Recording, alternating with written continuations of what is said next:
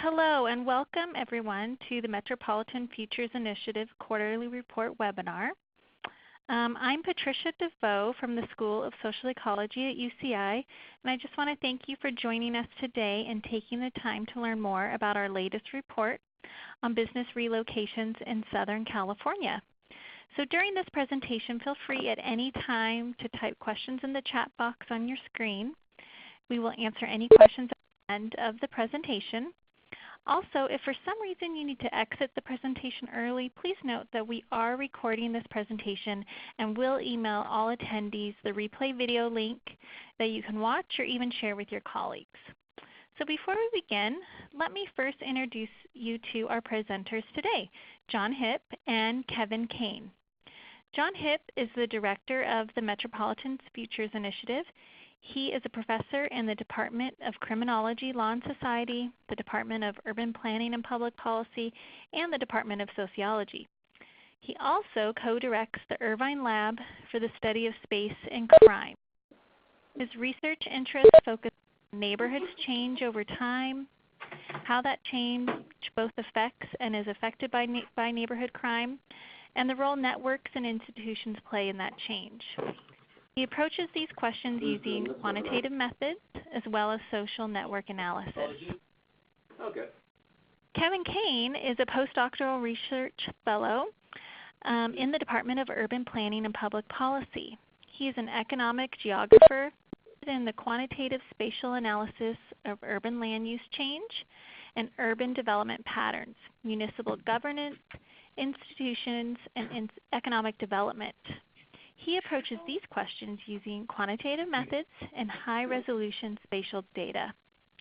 In addition to our two presenters, Jae-Hong Kim is also joining us. He is a contributor to this report and is available to answer any questions. Jay is an associate professor in the Department of Urban Planning and Public Policy. His research focuses on urban economic development, land use change, and the nexus between these two critical processes. Now I'd like to turn it over to John and Kevin, who will share with you the report details. John, Kevin? Hi, this is Kevin. Patricia, you can hear me? We can hear you. Sounds good. Great. So I'm going to start us off here talking about this quarter's MFI Quarterly Report. These are the three of us who you just saw introduced. It's me there on the right, I guess, in this fairly dated photograph. And our report this quarter is titled Business Relocations in Southern California Cities, Moves Within and Across Cities and Neighborhoods.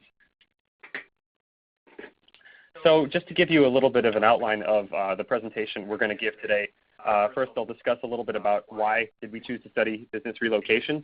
The MFI, as Patricia mentioned, is kind of a spatial and data-based organization, and that's kind of our specialty, is to understand the urban landscape and changes to it. So why do we study business relocation?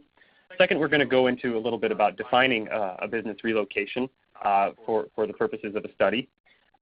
Third, we're going to kind of give an overview of which businesses move in Southern California and how far they move. Then we're going to dive into a little bit of a local focus, looking specifically at changes in Irvine and Riverside and businesses moving into and out of them.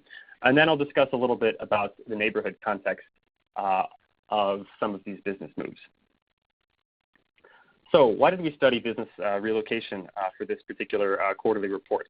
Well, business recruitment is a very popular development strategy, especially for states and localities. Oftentimes resources are expended trying to get businesses to relocate to a particular area, largely for the purpose of jobs, increasing tax base, et cetera. And it's a legitimate question as to whether or not any incentives that are given pay off, whether jobs do increase, or whether some of these efforts are somewhat of a drop in the bucket. In addition to the idea of development strategy, increasingly there's discussion about what businesses mean for neighborhoods and kind of the neighborhood social capital and the other aspects related to businesses in small local areas. You can see the cover of a report on the bottom left of this slide from Smart Growth America and Cushman & Wakefield, a real estate firm. They did a very large survey about American headquarter locations and why a lot of them are moving toward downtown areas or kind of more core or central areas of region, talking about tech economies and agglomeration effects, and a lot of reasons why particular headquarter businesses might be moving to particular areas. So we wanted to look analytically across the landscape of businesses in Southern California and see if we can see any evidence of this as well.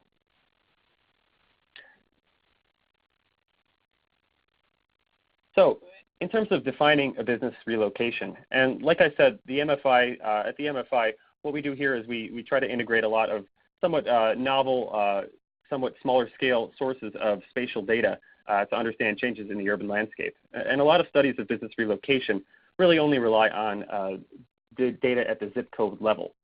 A lot of them tend to find that roughly about 1% of businesses move in any given year. And this image on the right here, this is of Costa Mesa, and each dot here is from our business relocation, from our business data set that John is going to go to in a minute. So each dot is a business that relocated between 2005 and 2014. Now, Costa Mesa has about 9,000 businesses. It employs about 88,000 people. And it's really pretty much just over 2 zip codes here. You can see this northernmost zip code, I'll highlight that for you, 92626, is actually about 5 miles across, all the way from this intersection between the 405 and the 55 freeways, all the way to its southwesternmost corner here. Now this entire area has about 5,000 businesses employing about 67,000 people. So even moves and relocations within this particular area might be of importance. So this is a little bit of the resolution that we're able to get in some of these analyses. In this study, we define a move as any change in physical location of a business that's over 1/10 of a mile. And here are a couple of examples of some of these shorter distance moves that we're able to pick up on in order to illustrate this point. And these are a couple of examples from the city of Costa Mesa in 2013. On the left here, you can see a firm called Audio Science, which moved from 729 West 16th Street to 760 West 16th Street, a whopping distance of 0.104 miles. Essentially relocating down the street probably to some new available space. Another firm, Union Chemicar, you can see their location here just a little bit to the west of John Wayne Airport, moved about a half mile from Airport Way to Red Hill Avenue. I might be getting this backwards, my apologies. In contrast, a law firm, Caramelis Powers, moved 86 miles from Costa Mesa all the way to Palm Desert. This is a fairly rare instance, but what we're able to do here with this this data source is to track the exact distance and type of these moves. And John, I think I'm going to turn it over to you here. Thanks, Kevin.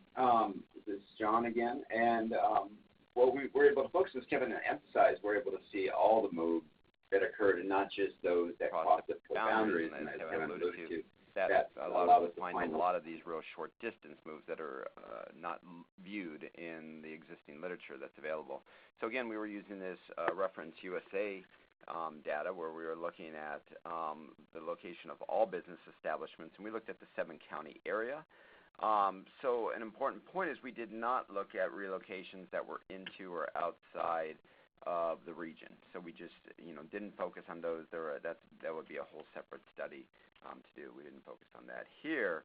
But what we did note then is, as Kevin mentioned, that other studies typically find about 1% of businesses move. And again, that's because they're looking at only ones that move at least across zip code boundaries. We found between 3.2 and 4.7 of businesses relocate in a given year. But a key point is that we find that a lot of these moves are for very short distances. To get a sense of the number of moves, we've plotted here, we made a distinction in any given year. Again, we were studying this from 1997 to 2014, this data, and we were able to make a distinction in a given year between firms that didn't move at all, firms that did relocate, which are the orange bars here, and then firms that were brand new. And so you can see the number of firms that are new is much higher, about 14% in any given year, versus the number that relocate, which is about 4% over the average period. One of the things you can note is that there's not too much change in the number of relocations in each of these periods, and we'll talk about those a little bit more. But basically, each of these periods are focused on larger macro changes that were occurring, whether the economy was growing or shrinking during the different periods is what we focus on. So the differences don't change too much.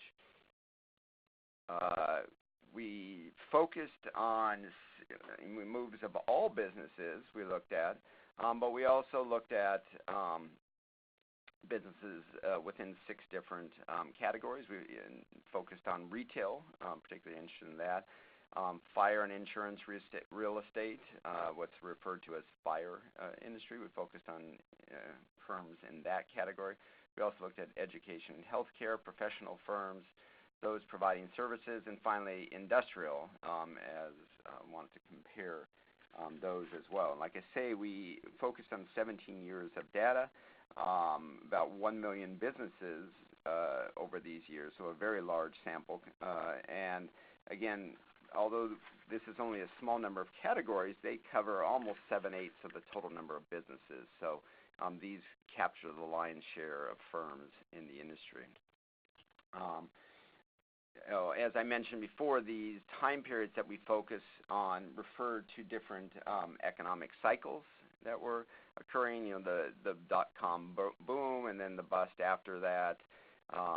We have the period of the boom that was going on in the middle of the 2000s, and then the large correction, and then the recovery since then. And so we look at these different within these different periods is what number of relocations do we see. In general, what we find is that relocations, were highest during this 2000 to 2003 period, which is actually a period of shrinkage in the economy. We found that certain firms, in particular fire firms, had a large number of relocations during this period.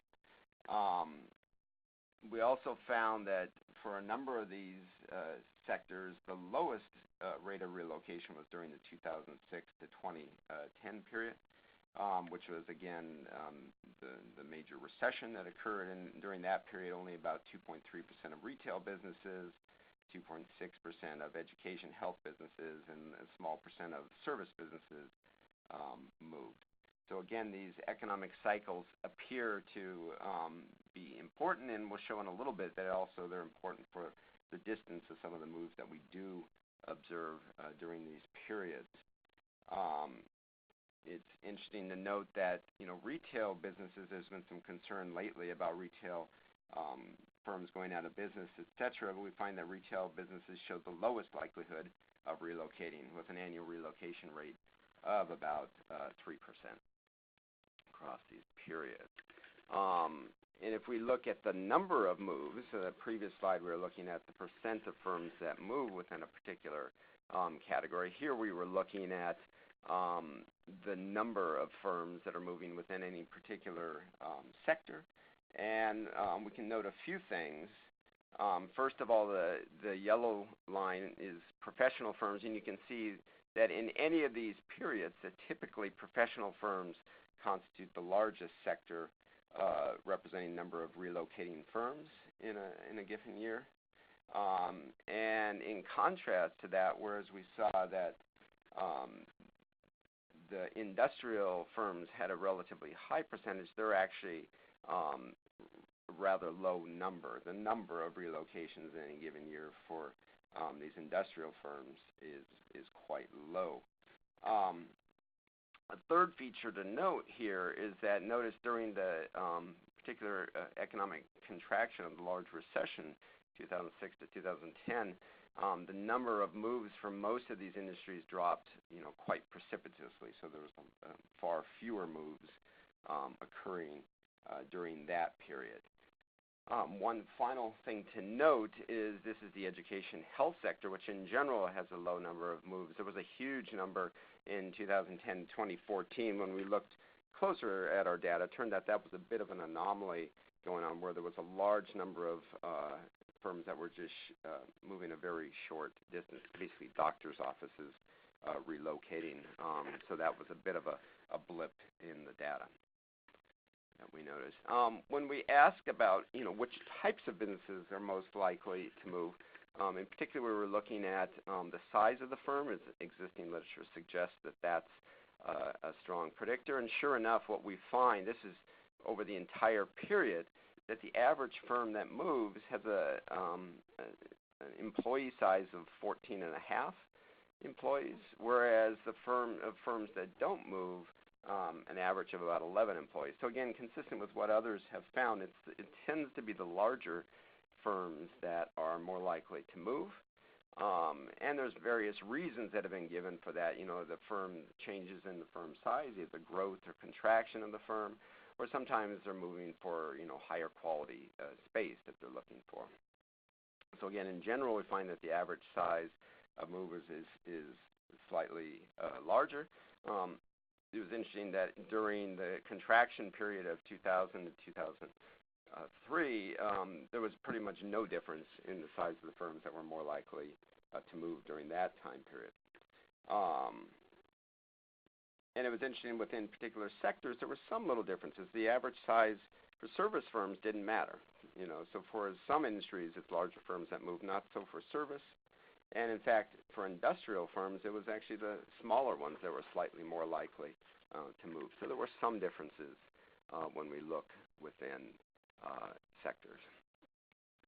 Again, we mentioned before about how far businesses move. One thing we looked at was whether or not they cross boundaries, and we looked at 3 different types of boundaries: county, city, and zip code. And overall, we found that less than 6% of moves cross county boundaries. And that's these bars here, the yellow bars, as you can see. When we looked at city boundaries, a much larger number, but even then, only about 1/3 of the moves actually cross city boundaries. And sometimes researchers are interested in those, with the presumption that perhaps those are cities competing for getting businesses to them. Again, not that large a number that actually fall into that category. And again, if we look at those that are crossing zip codes, about 60% cross zip codes. But again, that indicates that about 40% are within the same zip code. And as we mentioned earlier, most studies existing don't even look at those as moves, and yet we think that those are actually important for various reasons, perhaps different reasons for those compared to those who move longer distances, but important nonetheless. One final feature on this graph, you can see there don't seem to be very big changes across time in these categories that these numbers that we just described. And then one other way to talk about how far distances move, rather than saying did they cross a particular boundary, is we looked at the distances. And so this graph has a lot of information. We're splitting by time period, but we're also splitting within the distance of the move. So again, this is the percent of firms that moved, less than a half mile, or those that moved a half to 1 mile, 1 to 2, 2 to 3, 3 to 4, etc., and then longer distances. One thing to note is that 25% of the moves were within a half mile, so very short distance. It was also interesting to note that during certain periods, and you can see these here, where that actually the percentage of short distance moves were much higher. And the share was higher during the real estate boom of 2003 to 6, and that again might be perhaps new construction and new space that's being available to them. And I'll leave it at that. As a final measure of how far businesses move, we can talk about within sector, and again, local moves, as we define them, were within a half mile. And there we saw they were most common for retail firms. 31% of them, their moves were within a half mile, very short distance, and likewise education and healthcare. Although, as I mentioned, that was a bit of an anomaly in that later year. But it seems like these firms, especially the retail ones, tend to serve a more localized market. In contrast, local moves were lowest for industrial firms. Only about 20% of their moves were within a short distance like that, and they tend to be more production-oriented, and so their precise location may not be as important to them. And with that, I'm going to turn it back to Kevin. All right, thanks, John. I'm going to look a little bit at what we call our MFI Quarterly Report Local Focus and switch now, or attempt to switch now, to our web mapping application. Should be loading up. Okay. That's my Outlook. That's not what you want to see. All right. So this is the web mapping application that accompanies most of our reports. You can see the fairly long URL is there, but it's linked pretty clearly on our website, which you can see. It's mfi.soceco.uci.edu, but I'm sure it's in many materials and easily Googleable. So what I'm going to do here is kind of walk you through what we're actually able to show here. And this is basically the data that we're using for our analysis, displayed to you in kind of a little bit more of a user-friendly format. So what I can do here is I can select a city. Irvine is selected, any city in Southern California, and display the businesses that are relocating to Irvine or relocating from Irvine. Right now I've got businesses moving into Irvine selected. And what the map shows here are all the cities where these businesses are coming from if they're going to Irvine. So I can see here we've got some statistics on the right from 2010 to 2014. Unfortunately, this version of the web mapping application only has this single time period, the kind of the most recent 5 years of our data. We can see that there are 1,096 businesses that moved from elsewhere to Irvine from 2010 to 2014. Now, what's interesting kind of about these maps is you can see how local, again, the process of business relocation tends to be in Southern California. The top 5 cities where businesses coming to Irvine come from are Newport Beach, Costa Mesa, Tustin, Santa Ana, and Lake Forest, all quite close. We do see, it looks like, here we go, 18 businesses over this period relocated from Los Angeles to Irvine. And even a fair number from down here in San Diego. Looks like 8 from San Diego. So that's that's indicative that Irvine is somewhat of a subcenter for knowledge-based or professional services industries that don't necessarily exist in every city. But you can also see here that there might be 1,000 businesses moving from elsewhere to Irvine. But meanwhile, there are also 2,118 businesses that relocate just within the city alone. So I'm going to switch to relocating businesses that relocate from Irvine. I've got it queued up here to spare everybody the 15 seconds that it takes for the new map to load. Apologies for that, but there is quite a bit of data cranking here in the background. You can see that 998 businesses leave Irvine during that same time period. So here we've got somewhat of a positive net increase in the number of businesses. And again, you can see that the businesses that leave Irvine also tend to go largely to these adjacent communities, a handful up to Los Angeles, 1 to Riverside, etc. On this next, I've got the next thing queued up, looking at businesses that relocate to Riverside, California. And you can see the numbers are a little bit lower for the businesses that relocate to, and I could also show you relocate from Riverside. 326 businesses moved to Riverside during this period against 1,733 that are within the city. So it looks like Riverside has a higher share of business relocation going on within its own boundaries. And again, you can see that Moreno Valley, Woodcrest, Corona are a lot of the places where Riverside-bound businesses come from. In particular, the small census-designated place of High Grove, right up here. I had to look High Grove up. I wasn't familiar with this community, but it's a small area just outside of Riverside that has been considered for annexation into the city. So it's an open question as to whether or not this is really a functional difference or not. But the bottom line is this is a fairly nice little tool to kind of understand your local economy a little bit and to understand the business dynamics. If somebody wants to type a question into the little prompter there, I can open up this app and show you a city of your choice. But also, what we can do here in this second tab up here, because there wasn't room to put all the different types of industries that John mentioned into this mapping application, you can also select a city. Just say Long Beach, for example, and select an industry. We can look at professional firms. And this will give you the professional businesses in particular that are moving to Long Beach and where they're coming from, Signal Hill, Los Angeles, Santa Ana, etc. So we encourage you to open this tool up. Again, the link is right on the front of our website. And share it with any of your colleagues or anyone else who's interested. It's a great way to kind of understand your local economy a little bit. So with that, I'm going to switch back and move on here. We did do a report, our second quarter, our April 2017 quarterly report was entitled "What Makes Housing Accessible to Everyday Destinations in Southern California?" And we rolled this out at a symposium alongside the Orange County chapter of the American Institute of Architects and the U.S. Green Building Council. So that was a very successful kind of a community event, bringing a lot of stakeholders and people together to talk about sustainable futures in the county. And we're in the early stages of planning next year's event, so keep an eye out for that as well.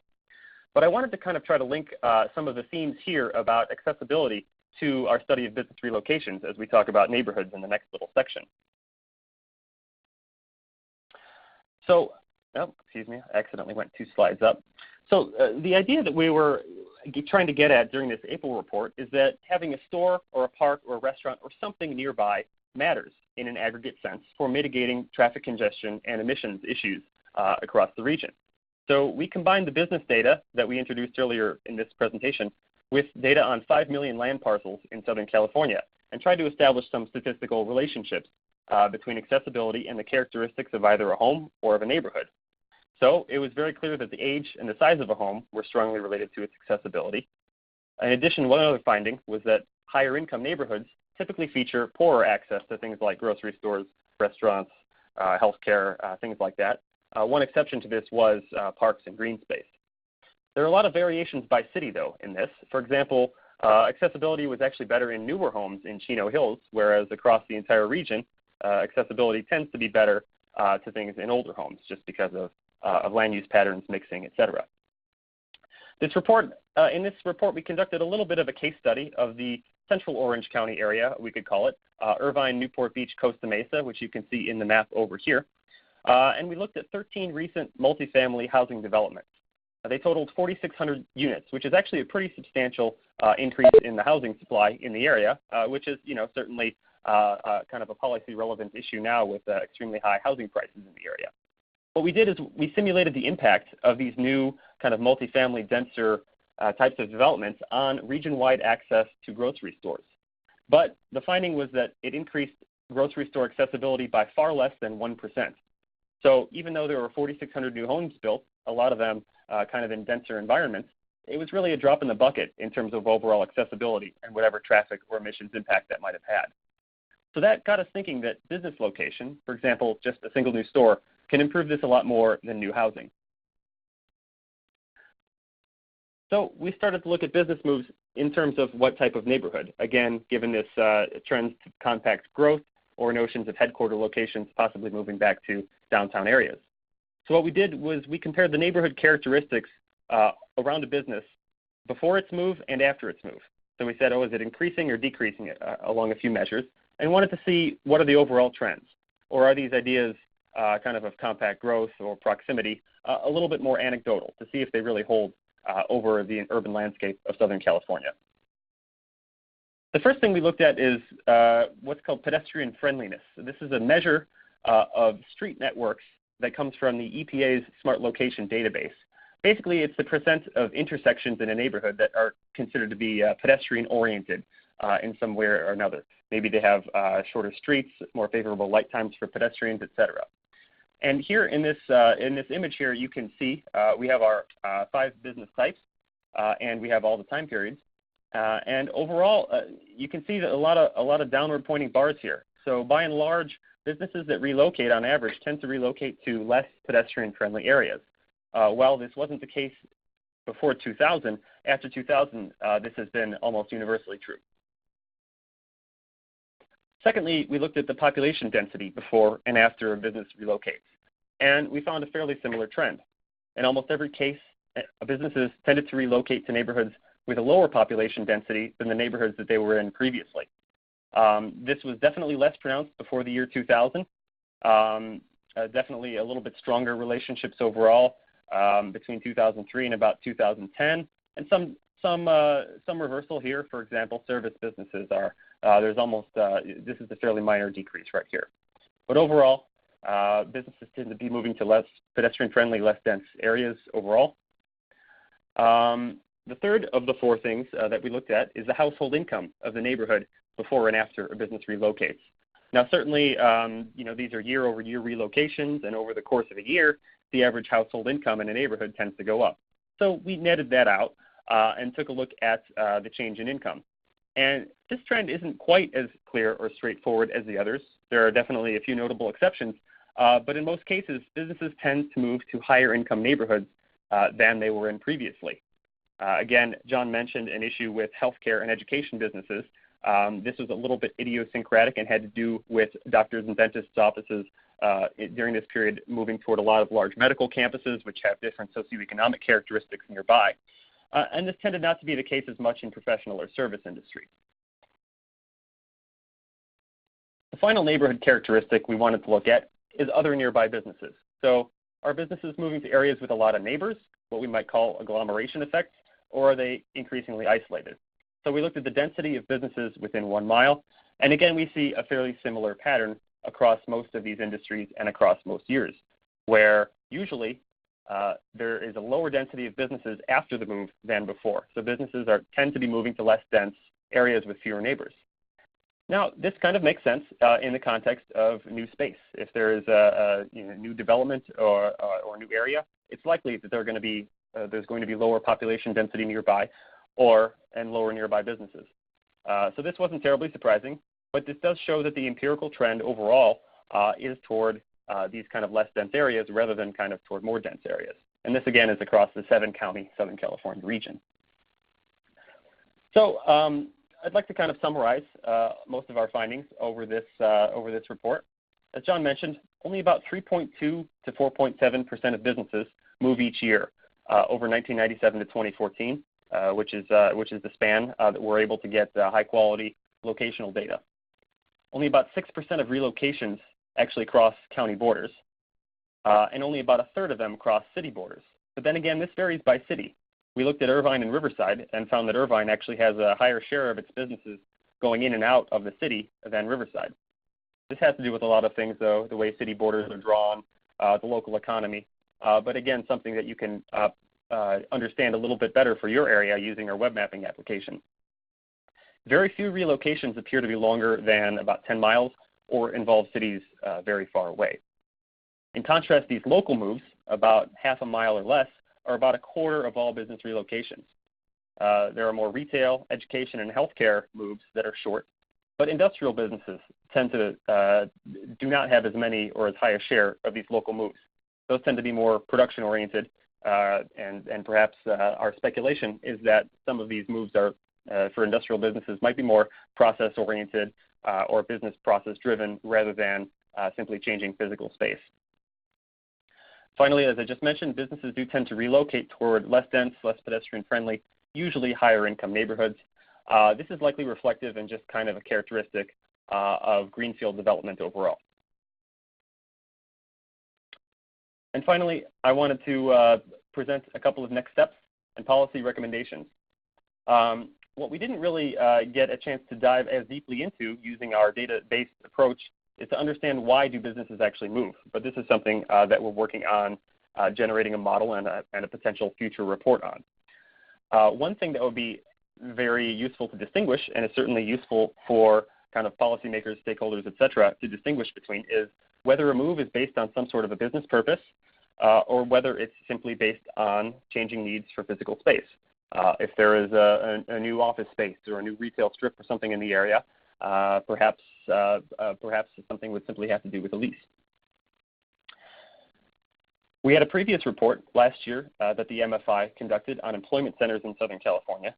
And what we found there is that good infrastructure and connectivity, so proximity to airports, freeways, et cetera, does drive business concentration. So that's one factor that we found looking at this in a slightly different area. One thing to remember, though, is that there are pretty small numbers of businesses that relocate overall in any given year, just a few percent. So when we're talking about local employment gains or promoting job growth, new businesses or startups or homegrown businesses might actually represent a larger share than any efforts or accounting of businesses that move into an area. And finally, it's important to take into account that most moves are a lot more local than expected. we did take a fairly micro-level approach to this, but this is something that's really discussed when we're talking about business relocation. Oftentimes the focus is on gazelles or these kind of large firms that have a lot of power to bring jobs to an area, but a lot of the relocations are not quite like that. There is, however, kind of a lot of discussion about small businesses and how they're actually quite a large share of possible employment growth in an area. So even though we're focusing on smaller distances and shorter moves, definitely there is some merit in paying attention to some of these smaller firms and their dynamics as well. So with that, I'm going to wrap it up, and I believe we still have at least some time for questions. Patricia?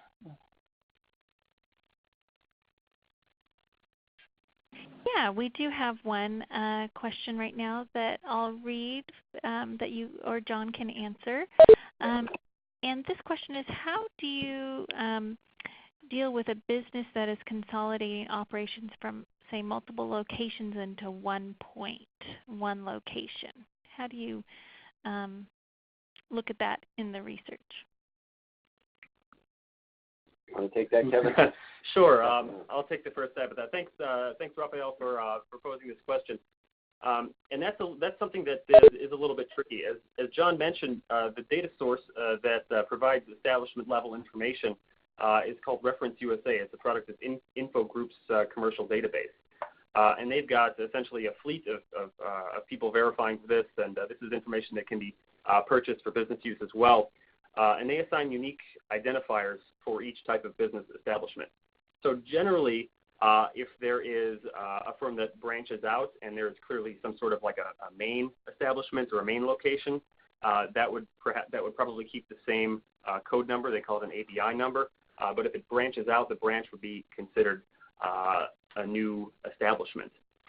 If it's consolidating multiple operations, that would probably be, again, the same type of a thing. If there's a clearly identifiable main establishment, then the smaller one that would be moving into it would be considered a business death or a business end, I guess. But that's certainly an open question, and that's again what we're saying. It's also important to keep in mind the births and deaths of businesses in addition to just their relocation, because there are situations like this. Let me add, if consolidation of the multiple operations took place into one of the existing establishment location, I'm pretty sure that we wouldn't consider that as a business relocation in our analysis of the business moves within Southern California. If business operation consolidation took place in a completely new location, we might take that as a business relocation from one of the existing locations to a new location.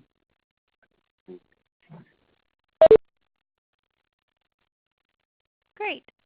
Thank you. We have another question come in, and it says, during this study, did you find any moves of large businesses outside of the area, out of the Southern California area?